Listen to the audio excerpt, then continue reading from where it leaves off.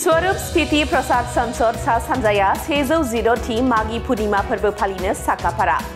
चिरांनि बिजनी मालिपारा जोहोलाव फोथाराव सोनाब बिजनी आन्चलिक स्वरूप स्थिति प्रसाद संसदनि 34थि बोसोरारि जथुमा।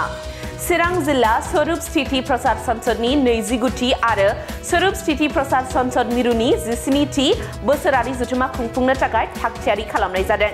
फैगौ 10, 11 आरो 12 फेब्रुआरि खालि सानथामनि हाबाफारिजों स्वरूप स्थिति प्रसाद संसद सा सानजानि बोसोरारि जथुमाखौ खुंफुंनो थि खालामनाय जादों। मख'नो गोनांदि 10 फेब्रुआरि एबा बिनि गिबि सानाव सोनाब बिजनी आन्चलिक स्वरूप स्थिति प्रसाद संसदनि 34थि बोसोरारि जथुमा खुंगोन। बिनि उनाव नैथि सानाव चिरां जिल्लानि 29थि बोसोरारि जथुमाखौ खुंगोन। बेजों लोगोसेनो गुबुन गुबुन धोरोमारि हाबाफारिनि उनाव ज्योति स्वरूप मुंनि मोखां लाइसिखौ बेखेवना होगोन आसाम आयेन आफादनि MLA निर्मल कुमार ब्रह्मआ। बेजों लोगोसे आत्मा परात्मा बिसम्बिखौ बेखेवनानै होगोन मावफुं सोद्रोमा धनन्जय बसुमतारिया। बेबादिनो जोबथा सान एबा गेवलां मेलखौ बेखेवनानै होगोन MP रोनगोरा नार्जारिया। बे हाबाफारियावनो गाहाय आलासि महरै बिटिआरनि गाहाय खुंगिरि प्रमद बर'आ बाहागो लागोन। बेनि अनगायैबो जर'खा आलासि महरै लकसभानि MP जयन्त बसुमतारिजों लोगोसे गोबां दैदेनगिरि सानसुमैगिरि धोरोम सिबियारिफोराबो बाहागो लागोन। स्वरूप स्थिति प्रसाद संसद सा सानजानि मोनसे बोसोरसेलिया जथुम्मा आरो लोगोसे सोनाब बिजनी आन्चलिकनि बोसोरसेलिया जथुम्मा आरो चिरां जिल्ला स्वरूप स्थिति प्रसाद संसदनि बे बोसोरसेलिया जथुम्मा लोगोसे 116थि मागि पुर्णिमा फोरबो 10 फेब्रुआरि खालि माने बेवहाय सोनाब बिजनी आन्चलिकनि जथुम्मा जाग्रोगोन।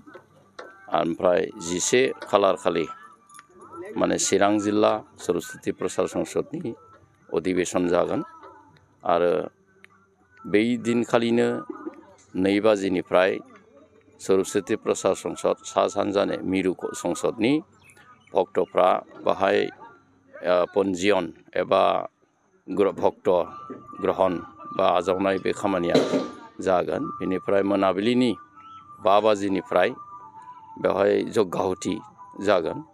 बे जग्गाहुति जाखांनानै माने मोनाबिलि 7 बाजियाव भक्त मेल जागोन। सेन्ट्रेल कमिटिनि भक्त मेलाव जोङो बिजाब बेखेवगोन आरो जोंनि स्वरूप स्थिति प्रसाद संसदनि मोखां लाइसि ज्योति स्वरूप मेगाजिन ओमफ्राय रिसेपसन कमिटिया दिहुननाय सौवेनिर बेखौ बे भक्त मेलनि गेजेरजोंनो बेखेवनाय जागोन आरो बेवहाय संशोधनारि माखासे खोथा सावरायनायजों लोगोसे शास्त्र सावरायनाय आरो जोंनि सिनियर जा मावथिफोर दं बिसोरखौ बरायनाय हाबाफारिबो दं।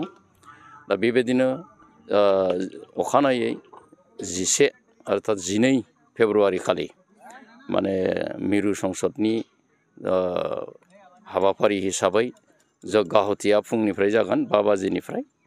बेनिफ्राय 7 बाजिनिफ्राय शास्त्र आल'सना 11 बाजिसिम आरो 12 बाजिनिफ्राय गेवलां मेल जागोन।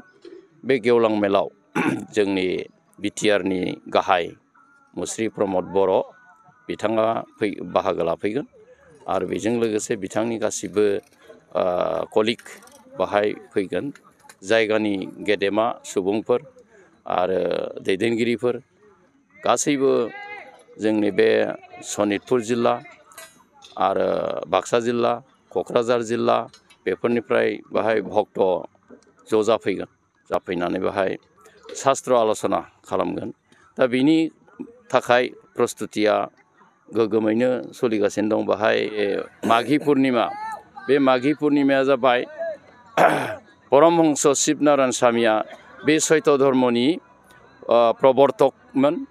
बिथाङा बे माघ दाननि 22 खालार 1830 शकाब्दआव रुंसारि जालांदोंमोन बे माघी पुर्णिमा तिथियावनो।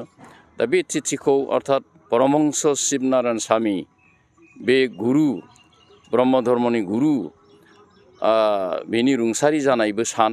दा बेखौ बिथांखौ स्मृति बा स्मरण खालामनायजों लोगोसे नैबे फोरबोखौ जोङो बोसोरै खुंफायो।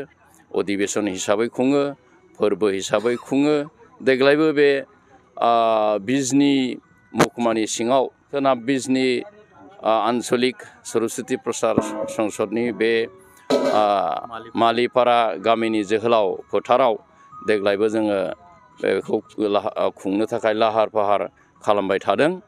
आङो आसा खालामो बेवहाय गासैबो हारि माहारि बिभिन्न धोरोमारि रावारि गासैबो जगदान खालामनो थाखाय हेफाजाब खालामनो थाखाय आङो हांख्रायहरो।